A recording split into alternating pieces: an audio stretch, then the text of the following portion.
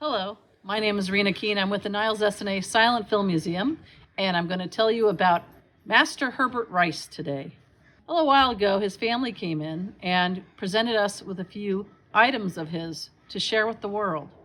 And we're very happy to say at the end of the talk here, you're going to be able to see two of his films. In fact, his first two films from 1912.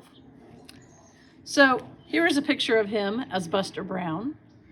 That was one of the incarnations. He was very popular as one of the Buster Browns. He actually traveled the country as part of a vaudeville group and a theatrical group, and then ended up becoming a silent film star. And he was in everything from Snow White and the Seven Dwarfs, playing one of the dwarves, to Alice in Wonderland, playing the White Rabbit.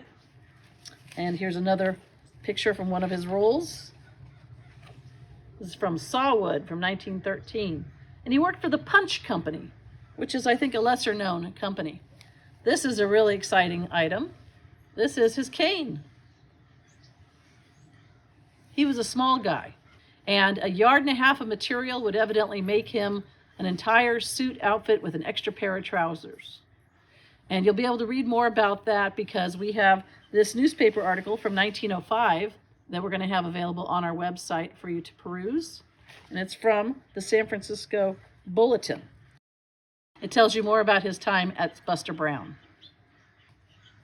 We're going to go through some pictures, and we're going to talk more about the different things, the roles that he played.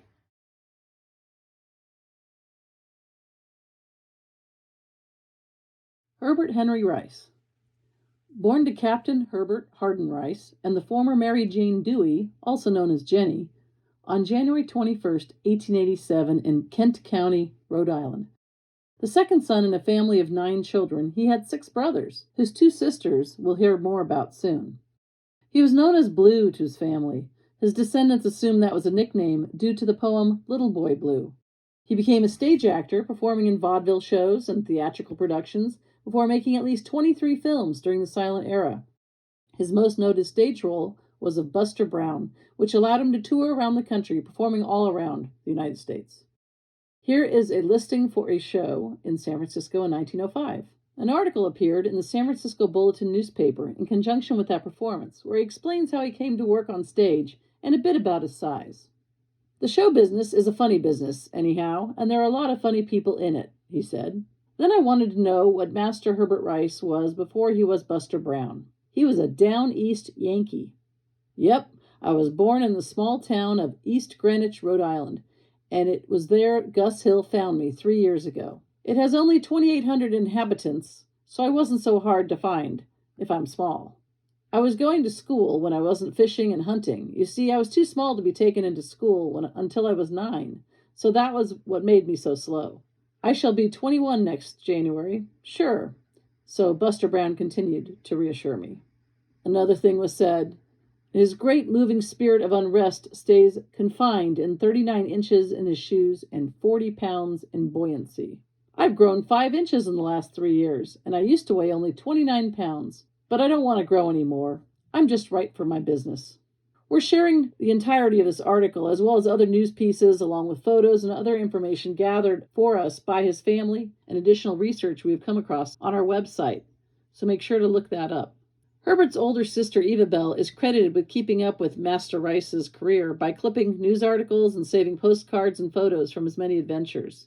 He married Blanche Leslie on October 25, 1908, in Louisville, Kentucky. And here is a photo of the bride and groom, along with his older sister, Eva Bell, and her husband, Kenneth Levitt, who appear to be the witnesses for this union. We have no other documentation on Mrs. Rice other than this article, which alludes to them appearing on stage together. According to his IMDb listing, Herbert Rice appeared or starred in at least 23 films, beginning in 1912, and the last entry is in 1916.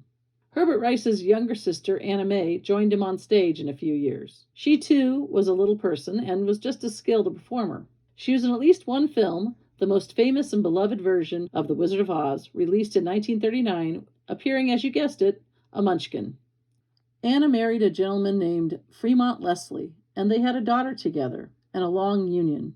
We don't know if he's related at all to Blanche Leslie, although they do share the same name. We have more information on her and some photographs as well on our website, so make sure to take a look. So Master Herbert Henry Rice passed on July 17, 1938, at the age of 50, and was serving at that time as a master of ceremonies at a Chicago nightclub.